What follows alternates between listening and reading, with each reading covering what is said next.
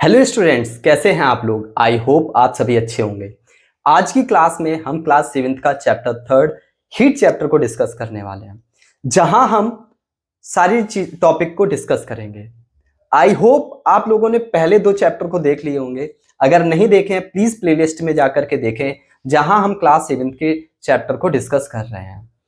अब हम बढ़ते हैं और सबसे पहले समझते हैं कि आप लोगों को अगर पीडीएफ या फिर नोट्स या फिर प्रैक्टिस सेशन की प्रैक्टिस करनी है तो आप लोगों को टेलीग्राम चैनल को ज्वाइन कर लेना चाहिए, जहां हम सेशन का पीडीएफ प्रोवाइड करते हैं, ई नोट्स प्रोवाइड करते हैं। इसके साथ साथ जो भी सेशन से लेकर के अपडेशन होगी, लाइक कब क्लास आने वाली है, कब क्लास होगी, इन सारी चीजों को लेकर के हम डिस्कस करते हैं।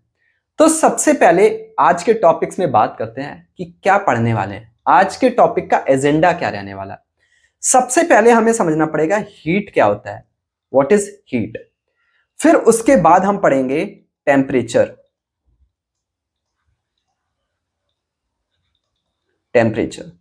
उसके बाद हम टेम्परेचर की जो यूनिट्स होती हैं उनको पढ़ेंगे। फिर हम पढ़ेंगे ट्रांसफर ऑफ हीट।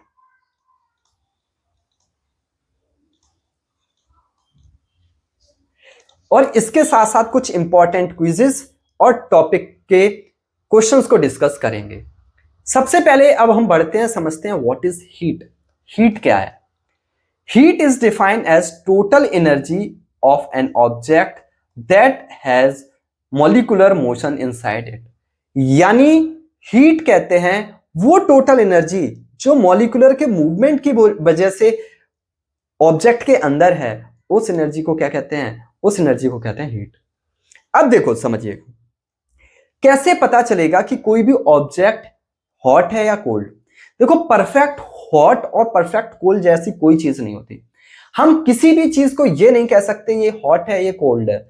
हम हमेशा क्लासिफाई और हीट करते हैं 2 बेसिस पर, हॉट और कोल्डनेस को, बट उनको हम कंपैरिजन करते हैं। फॉर एग्जांपल समझिएगा, अगर हमने 2 ऑब्जेक्ट को है जिसके अंदर मैंने वाटर को फिल करके रखा है, तो आपने टच किया और जो ऑब्जेक्ट का टेम्परेचर कम है आप उसको क्या कहोगे, कोल्ड है। और जिस ऑब्जेक्ट का टेम्परेचर हाई है आप उसे क्या कहोगे, हॉट है। तो बेसिकली हॉटनेस और कोल्डनेस कुछ और नहीं, ये टेम्परेचर को डिफाइन करती है कि अगर किसी ऑब्जेक्ट का टेम्परेचर ज्यादा है तो वो क्या है, हॉट है, और किसी ऑब्जेक्ट का टेम्परेचर कम है तो हम उसे क्या कहेंगे, कोल्ड है। हम ये कभी नहीं कह सकते कि परफेक्ट हॉट या परफेक्ट कोल्ड क्या है। आपके दिमाग में आ रहा होगा, सर जो 0 डिग्री सेल्सियस पर है हम उसे कोल्ड कह सकते हैं, एग्जैक्टली। लेकिन जो -10 डिग्री सेल्सियस है उसे फिर क्या कहेंगे, वो तो उससे भी ज्यादा कोल्ड हो गया ना। तो परफेक्ट हॉट और परफेक्ट कोल्ड जैसी कोई भी चीज नहीं होती। आई होप आपको समझ में आया होगा। अब आगे बढ़ते हैं। सर हॉटनेस और कोल्डनेस को मेजर किससे करेंगे, हम कहेंगे मेजर करेंगे थर्मामीटर से। तो सर थर्मामीटर क्या होता है, thermometer is defined as the measuring of the thermal energy of a object. कि किसी भी थर्मल एनर्जी को, जो ऑब्जेक्ट की एनर्जी है उसको मेजरिंग डिवाइस है, उसे क्या कहते हैं, थर्मामीटर कहते हैं। तो बेसिकली हम पढ़ने वाले हैं 2 टाइप्स के थर्मामीटर। वो 2 टाइप्स के थर्मामीटर कौन कौन से होंगे, हमारा होगा क्लिनिकल थर्मामीटर और लेबोरेटरी थर्मामीटर। क्लिनिकल और दूसरा लेबोरेटरी।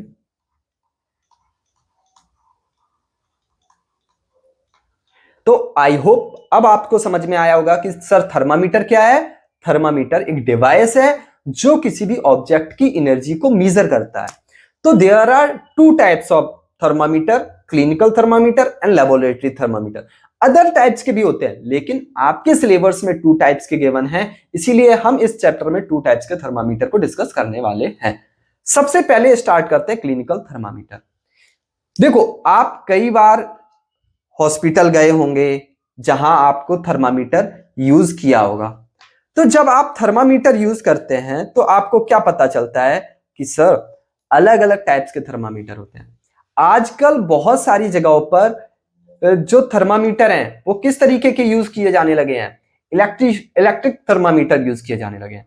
लेकिन पुराने समय में ये जो थर्मामीटर है ये इस तरीके का होता था। आजकल गन बेस में, या फिर हम कह सकते हैं कि जो न्यू थर्मामीटर हैं वो डिफरेंट डिफरेंट टाइप्स के हैं। कुछ डॉक्टर्स के पास जाते होंगे तो आपको इस तरीके के थर्मामीटर यूज करते होंगे, दूसरे डॉक्टर्स के पास जाते होंगे जहां वो इस तरीके के थर्मामीटर को यूज करते हैं।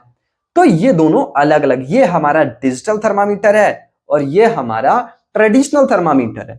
अब हमें समझना होगा कि इस थर्मामीटर के जो ये बल्ब होता है, ये जो ट्यूब है, देखो समझिएगा, हमारे थर्मामीटर में टू पार्ट्स में डिवाइड है। ये एक front portion, rest of the, तो जो हमारा नैरो ग्लास ट्यूब है उसे क्या कहते हैं? बल्ब। क्या कहते हैं? बल्ब। इसे क्या कहते हैं? बल्ब। और जो इसके ट्यूब के आगे है उसे क्या कहते हैं? किंक। इसे क्या कहते हैं? किंक। और इसे क्या कहते हैं? बल्ब। और इसके अंदर कौन सा सब्सटेंस फिल होता है? वो फिल होता है मरकरी। क्या होता है? मरकरी। और ये जो है वो किसका बना होता है? ये बना होता है ग्लास का। अब देखो समझते हैं एक एक चीज करके। सर पहला तो हमें यह समझना पड़ेगा कि क्लिनिकल थर्मामीटर है क्या। तो हम कहेंगे it is a device that use to measuring the body of temperature of a person. ये जो थर्मामीटर है, क्लिनिकल थर्मामीटर है, ये किसी भी पर्सन की बॉडी का टेम्परेचर को मेजर करने के लिए यूज किया जाता है। सेकेंड है the glass tube content a bulb at end of the filled with the mercury. और जो बल्ब होता है, ये ग्लास होता है, इसके अंदर क्या होता है? ये फिल होता है मरकरी से। अब देखो समझते हैं कि सर मरकरी क्यों यूज करते हैं। देखो पहला मरकरी का है कि ये रूम टेम्परेचर पर लिक्विड स्टेट में होता है, और दूसरा आपको पता है कि मेटल्स होते हैं वो साइनरस होते हैं, चमकीले होते हैं। इन दोनों रीजन की वजह से हम मरकरी यूज करते हैं। अगला, अब क्वेश्चन ये है, हमें ये तो समझ में आ गया कि थर्मामीटर है क्या।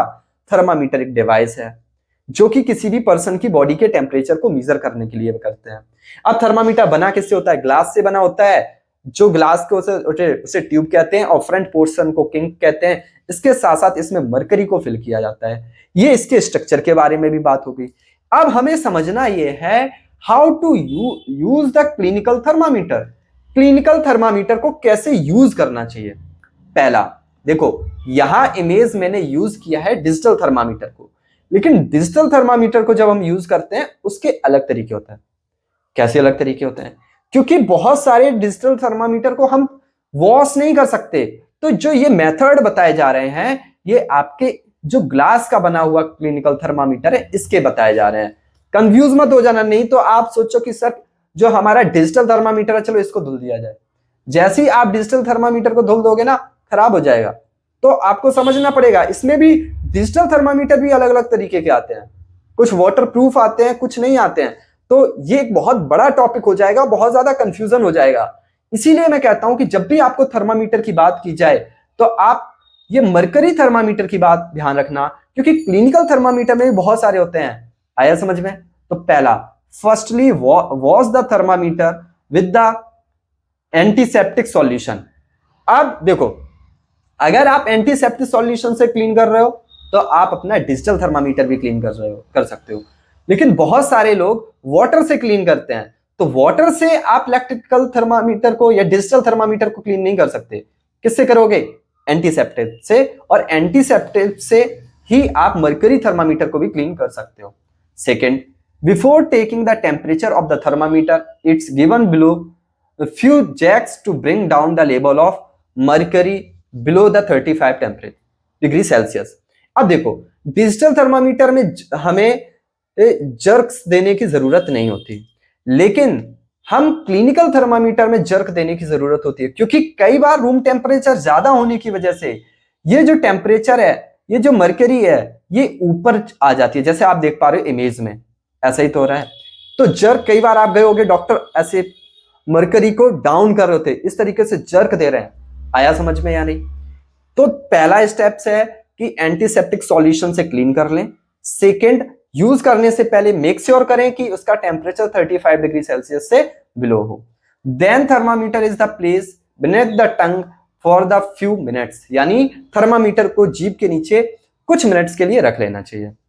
अच्छा, अब देखो, ये समझिएगा, अब ये क्वेश्चंस आता है एग्जाम में, how to use the clinical thermometer और what precaution we use during the measuring the temperature. अब सेम आंसर है, इस चीज को ध्यान रखना और इसको इंपॉर्टेंट मार्क कर लेना, क्योंकि ये क्वेश्चंस एग्जाम में इस टॉपिक से आता ही आता है। तो देखो क्या हो गया, पहला कि थर्मामीटर को क्लीन करना चाहिए, तो यही तो प्रिकॉशन है कि सबसे पहले थर्मामीटर को क्लीन करो। दूसरा क्या है कि टेम्परेचर उसका 35 डिग्री सेल्सियस से बिलो होना चाहिए। तीसरा क्या है कि आपको टंग के नीचे कुछ मिनट्स के लिए आपको वो थर्मामीटर है उसे होल्ड करके रखना चाहिए। आई होप आपको क्लिनिकल थर्मामीटर के बारे में सारी चीजें क्लियर होंगी। अब आगे हम बढ़ते हैं लेबोरेटरी थर्मामीटर के लिए। ये laboratory thermometer which is colloquially known as lab thermometer, जो हमारा लेबोरेटरी थर्मामीटर है उसी को हम क्या कहते हैं, लैब थर्मामीटर भी कहते हैं। It is measuring the temperature to other human body, यानी अदर देन ह्यूमन बॉडी। इसका यूज करते हैं ह्यूमन बॉडी के टेम्परेचर के मेजर करने के अलावा सारी चीजों को मेजर करने में करते हैं। किसी ऑब्जेक्ट का टेम्परेचर कितना है ये चीजें फाइंड करने में यूज करते हैं। इसके साथ साथ किसी ऑब्जेक्ट का टेम्परेचर कितना है उसको मेजर करते हैं। किसी भी सॉल्यूशन का टेम्परेचर है ये मेजर करते हैं, लेकिन ह्यूमन बॉडी के टेम्परेचर को मेजर नहीं करते। आया समझ में या नहीं? तो देखो अब आपको कुछ चीजें इंपॉर्टेंट पॉइंट्स हैं वो ध्यान रखना चाहिए। पहला चीज ये है कि जो लेबोरेटरी थर्मामीटर का रेंज कितना होता है, -10 डिग्री सेल्सियस से 110 डिग्री सेल्सियस तक हम लेबोरेटरी थर्मामीटर में मेजर कर सकते हैं। लेकिन जो हमारा क्लिनिकल थर्मामीटर है इसमें क्या करते हैं, हम 35 डिग्री सेल्सियस से लेकर के 42 डिग्री सेल्सियस के बीच में टेम्परेचर को मेजर कर सकते हैं। तो अब आपको समझ में आया होगा लेबोरेटरी थर्मामीटर के लिए। इसी में क्या है, पहला it is range is -10 degree Celsius to 110 degree Celsius, हमने पहले ही बता दिया। लेबोरेटरी थर्मामीटर यूज फॉर, इसके लिए यूज किया जाता है चेकिंग द बॉइलिंग पॉइंट, ये भी हमने पहले ही पॉइंट डिस्कस कर लिया, किसी भी ऑब्जेक्ट के या फिर किसी भी ऑब्जेक्ट के बॉइलिंग पॉइंट को मेजर करने के लिए। अब बॉइलिंग पॉइंट क्या होता है, कुछ बच्चों को नहीं समझ में आ रहा होगा। बेटा बॉइलिंग पॉइंट वो टेम्परेचर होता है जिस पर कोई भी ऑब्जेक्ट बॉइल करना शुरू कर देता है, उसे क्या कहते हैं, बॉइलिंग पॉइंट। तीसरा क्या है, फ्रीजिंग पॉइंट। जब फ्रीजिंग पॉइंट क्या है, कोई ऑब्जेक्ट जिस पर वो लिक्विड से सॉलिड स्टेट में कन्वर्ट होना शुरू हो जाए उसे क्या कहेंगे, फ्रीजिंग, उसे कहेंगे फ्रीजिंग पॉइंट। तो ये हम किसी भी ऑब्जेक्ट के सब्सटेंस के टेम्परेचर को मेजर करने के लिए यूज करते हैं। सेकंड बॉइलिंग पॉइंट और फ्रीजिंग पॉइंट को मेजर करने के लिए करते हैं। इसकी रेंज क्या है। अब देखो आगे आपको समझना पड़ेगा, क्वेश्चंस आता है, बहुत इंपॉर्टेंट क्वेश्चंस है। क्या है समझाता हूं। डिफरेंस बिटवीन, बहुत इंपॉर्टेंट क्वेश्चन है, आप नोट कर लीजिएगा। डिफरेंस बिटवीन किसमें, पहला लेबोरेटरी थर्मामीटर, लेबोरेटरी थर्मामीटर और क्लिनिकल। मैं बुलेट पॉइंट में लिख ले रहा हूं, तो तभी मैं कहता हूं कि आप लोग जब भी पढ़ने बैठो अपने साथ पेन और पेपर लेकर बैठो। क्यों? क्योंकि बहुत सारी चीजें हैं वो स्लाइड्स में कवर नहीं हो पाती, तो मुझे एक्स्ट्रा बताना पड़ता है। आप चाहो तो बाद में स्क्रीनशॉट ले सकते हो। देखो अब लेबोरेटरी थर्मामीटर का पहला क्या है, a laboratory thermometer is much longer than clinical thermometer. तो ये क्या होता है, मच लॉन्गर, बहुत बड़ा होता है। और ये कंपेयर में कैसा होता है, शॉर्टर देन किससे छोटा होता है, लेबोरेटरी थर्मामीटर। तो पहला आपका पॉइंट हो गया कि much longer than clinical thermometer कौन सा होगा, कि जो हमारा लेबोरेटरी थर्मामीटर है वो क्लिनिकल थर्मामीटर से बड़ा होगा। दूसरा पॉइंट होता है, इसका रेंज होता है लेबोरेटरी थर्मामीटर का -10 डिग्री सेल्सियस से 110 डिग्री सेल्सियस, जबकि हमारा क्लिनिकल थर्मामीटर का जो रेंज होता है वो 35 डिग्री सेल्सियस से 42 डिग्री सेल्सियस तक होता है। अब हमारा तीसरा पॉइंट है कि जो लेबोरेटरी थर्मामीटर होता है वो other than human body temperature के सारे टाइप्स के मेजरमेंट कर सकता है, जबकि हमारा क्लिनिकल थर्मामीटर है वो केवल ह्यूमन बॉडी के टेम्परेचर को मेजर कर सकता है। अब हम आगे बढ़ते हैं और समझते हैं ऐसे कन्वर्जन स्केल को कन्वर्ट करेंगे, इस बात का ध्यान रखना है। तो अगर हमें केल्विन एंड सेल्सियस स्केल के बारे में समझना है तो रिलेशन होता है K = सेल्सियस प्लस 273.15। अब देखो, अगर आप चाहो तो इसे राउंड ऑफ में भी फाइंड कर सकते हो, जहां 1.5 को आप अवॉइड कर सकते हो। इसके साथ साथ फ़ारेनहाइट और सेल्सियस के बीच में रिलेशन होता है Fahrenheit is equal to 9/5 into 20 plus 32। तो ये दो फॉर्मूले अगर आप याद रखेंगे, तो किसी भी कैलकुलेशन को आसानी से कर सकते हैं। चलो एक क्वेश्चन लेते हैं और उसके बाद समझते हैं आगे। देखो क्वेश्चन क्या है कि आपको जो 20 डिग्री सेल्सियस है उसे फ़ारेनहाइट में कन्वर्ट करना है। इस तरीके से क्वेश्चंस भर भर के एग्जाम में आते हैं, ध्यान रखना। न्यूमेरिकल्स अगर इस चैप्टर से आएगा तो ये जरूर आएगा क्वेश्चन। तो देखो सबसे पहले हमें फॉर्मूला याद रखना है, Fahrenheit is equal to 9/5 into 20 plus 32। तो देखो भैया फ़ारेनहाइट इज इक्वल टू 9/5, क्योंकि सेल्सियस के प्लेस पर हमने क्या लिख दिया, फॉर्मूला तो बेसिकली हमारा होता है Fahrenheit is equal to 9/5 into Celsius plus 32। तो यहां एक स्टेप्स कम करके, क्योंकि वैल्यू ही पुट की है, इस तरीके से यहां लिख दिया। मैंने फिर से आपको बता दिया सो दैट आप स्टेप्स को अवॉइड ना करें। 5 4 जा 20। तो अब मैं कैलकुलेशन स्टार्ट करना शुरू करता हूं। 5 4 जा 20, 9 4 जा 36 प्लस 32, दोनों को ऐड करोगे कितना आएगा, 68 डिग्री फ़ारेनहाइट। ये आपका क्या हो गया, आंसर हो गया। इसी तरीके से दूसरा क्वेश्चन हम लेते हैं और बताते हैं। दूसरा क्वेश्चन है आपका कि कोई टेम्परेचर है 36 डिग्री सेल्सियस, इसे केल्विन में कन्वर्ट करना है। तो भैया आप फॉर्मूला जानते हैं, Kelvin is equal to Celsius plus 273। मैं राउंड ऑफ में ले रहा हूं, आप चाहो तो पॉइंट में भी ले सकते हो। अब 36 plus 273, 6 and 3 9, 7 3 10 carry 1, 3 1 and 2 and 1 3। तो ये हमारा हो गया 309 डिग्री केल्विन। इस तरीके से क्वेश्चंस आई होप अब आप कर पाओगे। तो देखो हमें अब समझ में आ गया कि टेम्परेचर क्या है, टेम्परेचर को मेजर करने के लिए डिवाइस क्या है। अब आगे बढ़ते हैं ट्रांसफर ऑफ हीट, क्योंकि ट्रांसफर ऑफ हीट भी एक हमारा बहुत इंपॉर्टेंट टॉपिक है, इसको भी अच्छे से समझना पड़ेगा। अब ट्रांसफर ऑफ हीट किस थ्रू क्या है समझते हैं। देखो आपने समझा होगा कि हमारे पास जो एनर्जी एक जगह से दूसरी जगह तक ट्रांसफर होती है, सर कैसे ट्रांसफर होती है समझते हैं। हम ये पिक्चर का एक एग्जांपल लेके आपको समझाते हैं, आपको फिर समझ में आएगा कैसे ट्रांसफर होती है। देखो भैया जब भी इस नेल्स को हम गर्म कर रहे हैं तो ये गर्म होती जाएगी और धीरे धीरे पूरा नेल गर्म हो जाएगा। ये ऐसा क्यों हो रहा है, क्योंकि नेल का तो हम एक ही हिस्सा गर्म कर रहे हैं, पूरा नेल क्यों गर्म हो रहा है, क्योंकि यही तो हीट का फिनोमेना है। हीट क्या होती है, ट्रांसफर होती है, एक जगह से दूसरी जगह तक ट्रांसफर होती है, हाई टेम्परेचर से लो टेम्परेचर की तरफ मूव करती है। आया समझ में या नहीं।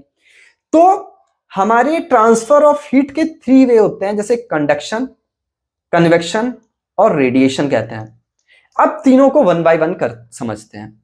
देखो कन्वेक्शन क्या है, the process of flow of heat from hot object to the cold object is known as conduction. Some object can conduct heat while other can not. यानी जो कंडक्शन होता है वो हॉट प्लेस से कोल्ड प्लेस की तरफ होता है, और कंडक्शन सारे ऑब्जेक्ट नहीं करते, कुछ ऑब्जेक्ट करते हैं कुछ नहीं करते। तो सर अब मेरे दिमाग में ये क्वेश्चन आ रहा है कि कौन ऑब्जेक्ट करते हैं कौन नहीं करते, समझते हैं।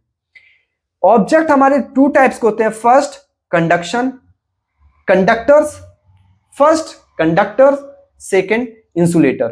कंडक्टर्स वो होते हैं जो इलेक्ट्रिसिटी और हीट को फ्लो करने के लिए अलाउ परमिशन करते हैं। हमने पढ़ा है ना गुड कंडक्टर और इंसुलेटर, सेम वही कंसेप्ट यहां है। इन कंडक्टर वो होते हैं जो हीट को फ्लो करने की परमिशन देते हैं। Conductors are those substance which allowed to flow the heat.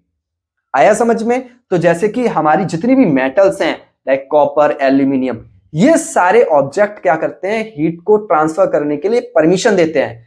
जबकि इंसुलेटर्स क्या होते हैं, such object they don't allow to flow of heat, उन्हें क्या कहते हैं, इंसुलेटर कहते हैं, जो हीट को फ्लो करने के लिए अलाउ नहीं करते, जैसे वुड और प्लास्टिक। आपने कभी सोचा कि घर पर जितने भी पॉट हैं वो हमारे स्टील के या कॉपर के या एल्यूमिनियम के क्यों हैं, रबड़ के क्यों नहीं है? क्योंकि अगर रबड़ के पॉट में पहला तो हीट को फ्लो नहीं करेगा। कभी आपने देखा है कि जो हमारा वुड का पॉट हो, क्यों? क्योंकि उसमें हीट कैसे ट्रांसफर होगी? हीट ट्रांसफर ही नहीं होगी, वो जल जाएगा। आया समझ में? इसके साथ साथ आपने देखा होगा घर पर जितने भी पॉट्स होते हैं, अगर उसमें हैंडल है तो हैंडल हमेशा इंसुलेटर का यूज किया जाता है, सो दैट कि वो हीट को आगे फ्लो ना करें। ये क्वेश्चन आता है, why we use the insulator in the place of handle? Because insulator can't flow allowed to flow of heat, that's why whole pot get hotter but handles not get hotter. क्यों? क्योंकि वो उसके अंदर heat है, वो flow नहीं होती है। आया समझ में या नहीं? तभी आपने देखा होगा चाय का जो आपका हैंडल है या फ्रेम है, उसमें वो किसका है, हैंडल किसका है, रबड़ का है। समझ में आया या नहीं? आई होप अब आपको समझ में आया होगा कि किन किन ऑब्जेक्ट में जो हीट है वो फ्लो होती है और किन किन ऑब्जेक्ट में हीट फ्लो नहीं होती।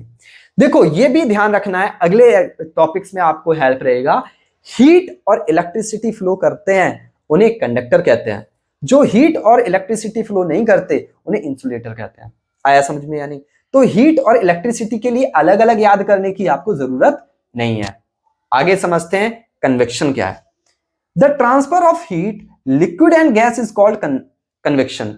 अगर कोई भी ऑब्जेक्ट का हीट ट्रांसफर हो रहा है किसके थ्रू, लिक्विड और गैस के थ्रू, तो उसे हम क्या कहेंगे, उसे कहेंगे कन्वेक्शन। आई होप आपको समझ में आया होगा। जैसे कि इस ऑब्जेक्ट को हम गर्म कर रहे हैं, तो ये जो हीट ट्रांसफर हो रही है किसमें हो रही है, इस लिक्विड के अंदर हो रही है ना, जो इस पॉट के अंदर फिल है ये भी गर्म हो रहा है। इस ट्रांसफर ऑफ हीट को क्या कहेंगे, कन्वेक्शन। तो बेसिकली कन्वेक्शन होता है वो लिक्विड और गैस में होता है। आगे बढ़ते हैं रेडिएशन।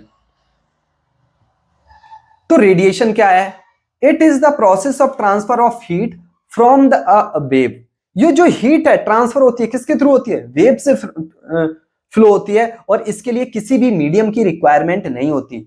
जैसे एग्जांपल सन हीट, सन से जो अर्थ पर हीट आती है, ये क्योंकि सन और अर्थ के बीच में क्योंकि जो मीडियम है वो अर्थ के कुछ डिस्टेंस पर ही है।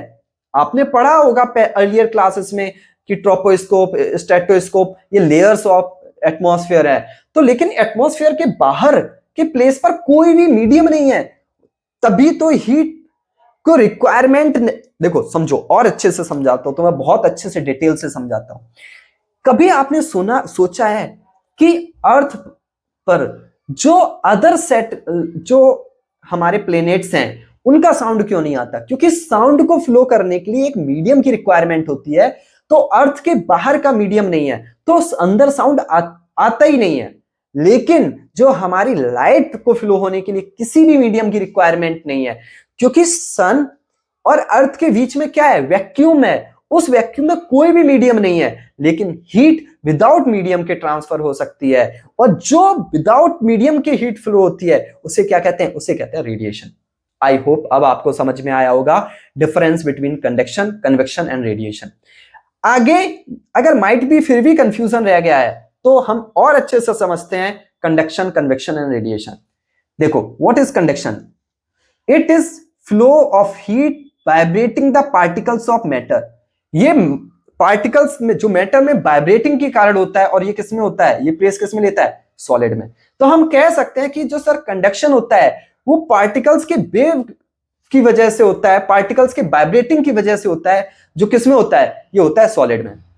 कन्वेक्शन किस में होता है, ये क्या होता है, the flow of heat by the actual movement of the particles with in the matter. Actual movement क्या है कि देखो, वाइब्रेटिंग का मतलब एक पार्टिकल्स वाइब्रेट कर रहा है, हीट इसने ट्रांसफर किया अगले को, फिर ये भी वाइब्रेट कर रहा है अगले को। लेकिन एक्चुअल मूवमेंट क्या हो रहा है, जैसे आपने इस पॉट को गर्म करना शुरू किया तो इसके पार्टिकल्स क्या कर रहे हैं, एक दूसरे को टच करके हीट को फ्लो ट्रांसफर कर रहे हैं, हीट को टच करके एक दूसरे को फ्लो कर रहे हैं। तो ये किस में लेता है, ये लिक्विड और गैस में लेता है। जो कन्वेक्शन होता है वो लिक्विड और गैस में होता है। अब रेडिएशन क्या होता है, this is flow of heat from the distance object to into the environment, जो दूर ऑब्जेक्ट से एनवायरनमेंट के बीच में हीट फ्लो होती है उसे क्या कहते हैं, रेडिएशन। और it does not require any materials and medium, और इसके लिए किसी भी मीडियम और मटेरियल्स की रिक्वायरमेंट नहीं होती। आई होप अब आपको ये समझ में आया होगा कि सर हमारा कंडक्शन क्या है, कन्वेक्शन क्या है और रेडिएशन क्या है। आई होप आपको यहां तक चीजें समझ में आई होंगी। तो बेसिकली आपके टॉपिक्स में यही चीजें हैं कि आपको सबसे पहले हीट समझना है क्या है, उसके बाद उसके स्केल को समझना है, हीट के स्केल क्या है, उसके बाद हमें समझना होगा कि लेबोरेटरी थर्मामीटर क्या है, क्लिनिकल थर्मामीटर क्या है, इसके साथ साथ आपको कंडक्शन, कन्वेक्शन और रेडिएशन में डिफरेंस समझना है।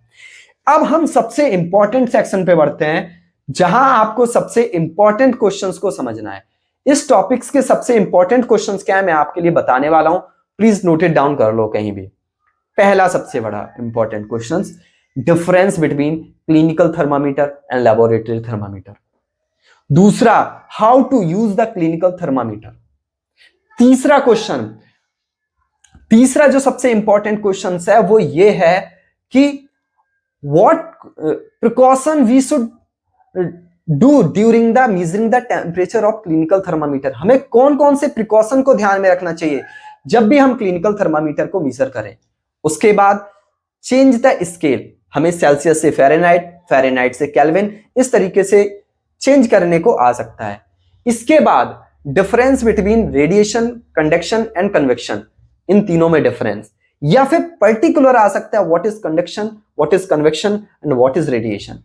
आई होप ये टॉपिक आपको बहुत अच्छे से समझ में आया होगा। अगर आप यहां तक रुके हैं that's mean you are the serious students, तभी आप यहां तक रुक सकते हो। बाकी के बहुत सारे बच्चे क्या करते हैं, एक जगह वीडियो देखा दूसरी जगह मूव हो गए। I hope you enjoy this class. Thanks for joining. Have a great day.